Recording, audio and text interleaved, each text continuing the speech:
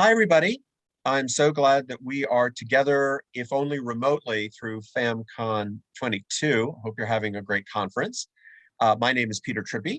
I'm editor-in-chief of Fine Art Connoisseur magazine. I'm based in New York City, and I'm delighted to be in conversation today with my friend and colleague, Mara Sfara. She is, as many of you know, a very well-respected representational painter and sculptor, kinetic artist, and artistic jeweler.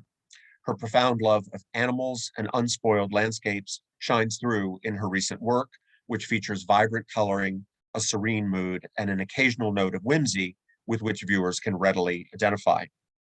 Mara's art is exhibited and collected worldwide and has been acquired for the permanent collections of several American museums.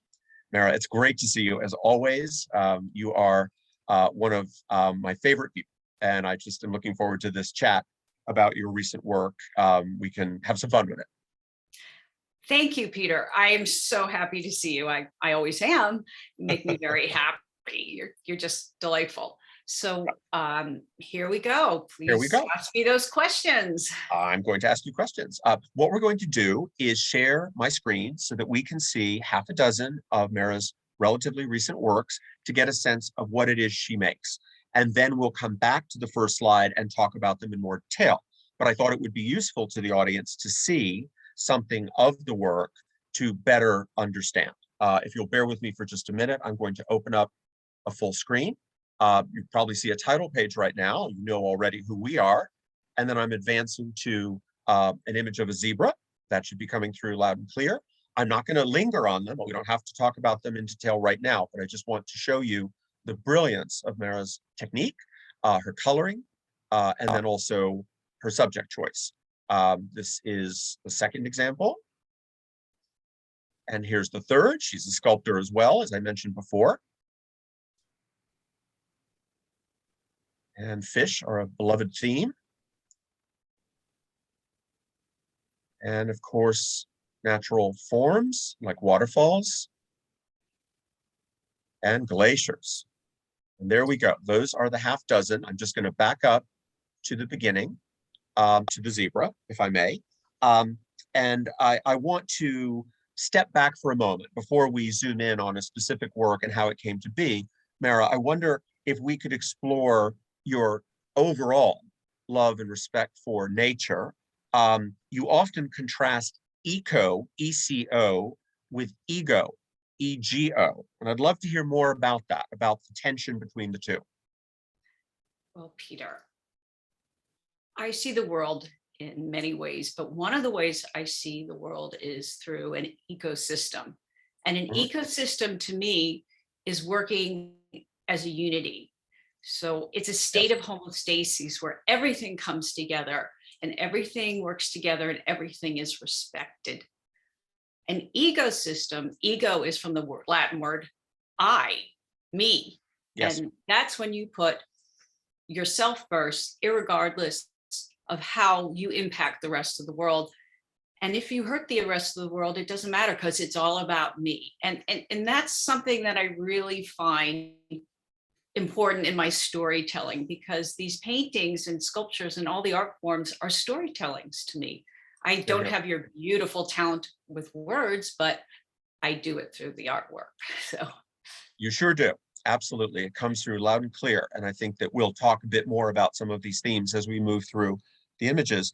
The idea of that juxtaposition of eco and ego being even more urgent today fascinates me. You've been interested in this theme for a long time, but now the world is catching up to you and recognizing that we need to do something about this, and we need to honor and respect nature even more than we already do. Let's dive into it. This is fun. This image made just last year, if I'm not mistaken. It's pretty large in scale. That's exciting. How did this come to be something you wanted to work on? Well, I like to work large because it's easier for me. Some people have this wonderful talent to make miniatures, and I really admire them. But larger paintings are easier for me because they're global. And I have a consistent theme in my paintings. I imagine that I go I'm in a movie theater and all the lights are out. And then the stage illuminates, and that's your drama, and everything supports it. So that's my basic setup for all the artwork I do. But in this zebra painting, I was so touched by the gentleness, and I like the way you could see the zebra reclining on the beach, and there's landscapes around and everything's coming together. But I also like the way that you can imagine a person reclining on the beach and having a really nice time. Right. So when I take these images and I mix them in situations where human can be, it's a way for a human to recognize these animals are like us in many ways. And they are. I So you think can that's a see, marvelous point, that connection between animal and human is so real. We all feel that with our pets in the house. Of course, we recognize them as members of the family. So why not a wild animal like this too? You've brought that sensitivity to the fore. It's great. thank you. So let's jump ahead. Now here's an animal that many people respect and admire. It isn't just about the charm; it's also about the power and the intelligence. What drew you to this motif? Well, sometimes black and white says more than color. And although I love color, black and white is beautiful too.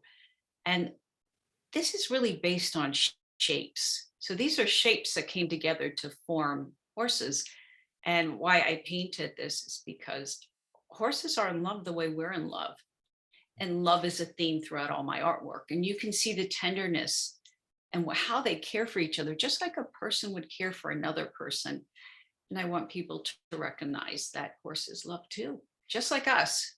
Well, So and I'm so glad you've raised the word love, because I wanted to ask you about that.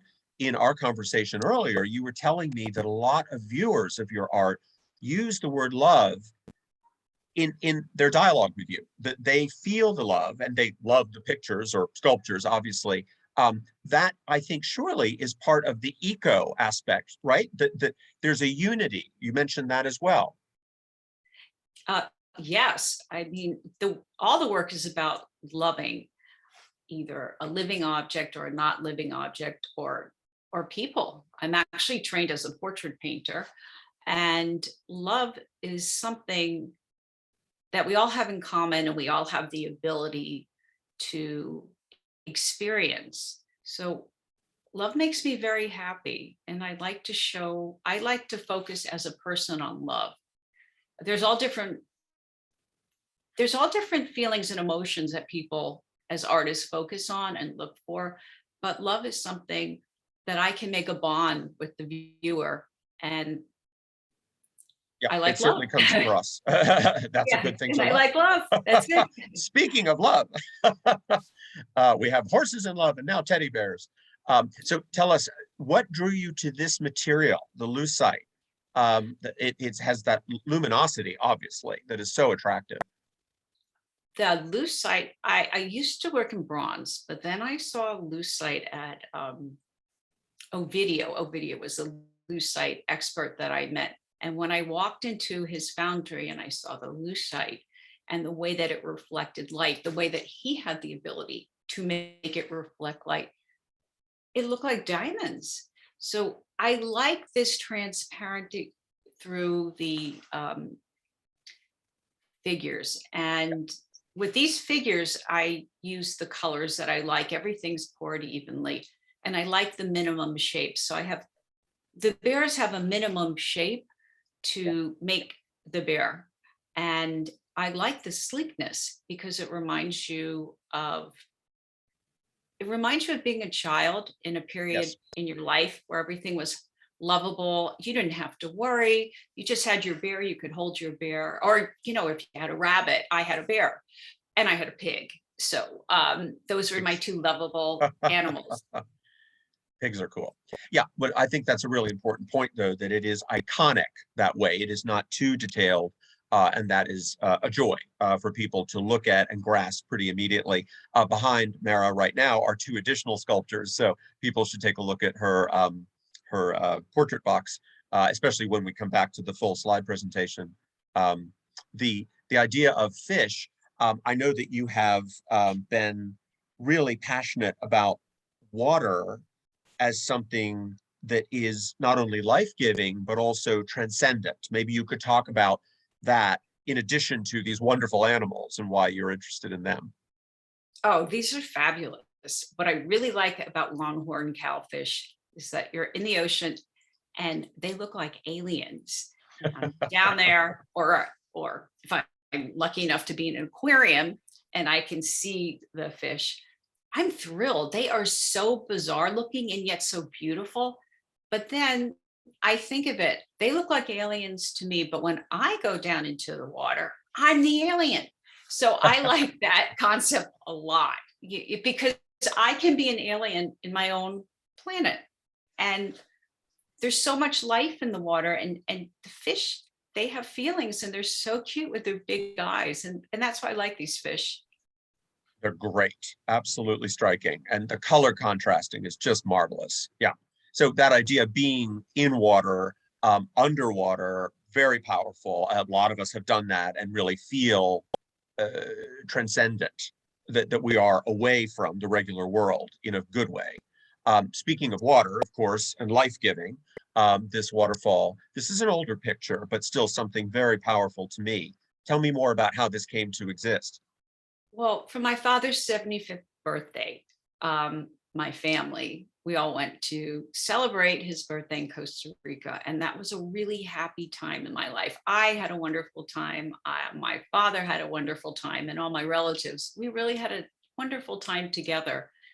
And while I was there, I saw this waterfall and I was blown away because it was so clean, and I could see through the layers of the waterfall, and I can see through the layers of the greenery around it. And I felt like I was in a magical place and I wanted to capture this place. So I'd always remember about that happy experience I had, those beautiful falls and the trees and the green water. It was just stunning. And Well, you that's you why I captured recorded it, it. but so much better than if you had just taken a photograph. I think there's a dynamism here that is really noticeable. You can feel the vibrations. Of course, the air there can be very humid, so you have a sense of atmosphere that really is palpable to the viewer, even, what is that, 7 years later. And then finally, we have a glacier scene. It's a very different climate, but nonetheless one that is characterized by water. A very different temperature, no doubt. How did this Yes, come a to be? very different temperature. Um, I saw this glacier and I was blown away because you could see the lava against the sparkling blue ice. And I never saw ice sparkling blue like that. And then if you looked up, you could see the sunset with all these colors.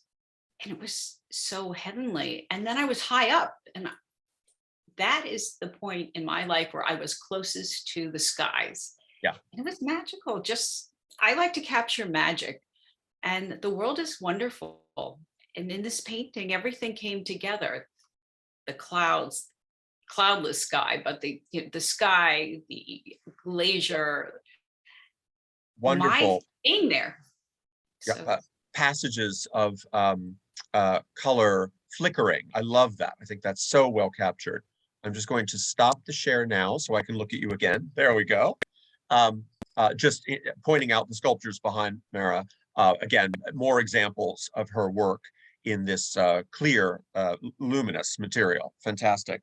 Um, Overall, I think that one point I hope that we could convey is not only that you get such joy from your artistry, but also that you are, as you said earlier, a storyteller, that you want to put across these reminders to viewers of nature's power and the love built into nature. That's a very important message, especially now. And I salute you for that. Do you have any thoughts about where this is going?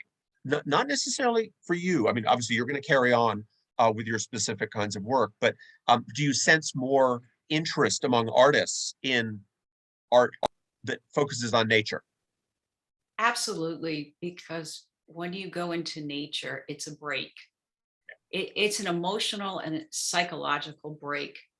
and it forces you to calm down and experience what's around you without these major distractions, unless you're lucky enough to see a bear or a deer or whatever's roaming around, which makes it exciting. But I think that nature has this soothing quality for a person and a viewer, and it's a vacation. So I It is. do think nature is, for me and for other artists, is something that people will really reach out to now and feel for in a way they haven't been before. I think nature is going to be more important, especially after the pandemic, because we were in a lot of ways forced to be outside. Yes. And so we learned to appreciate it differently.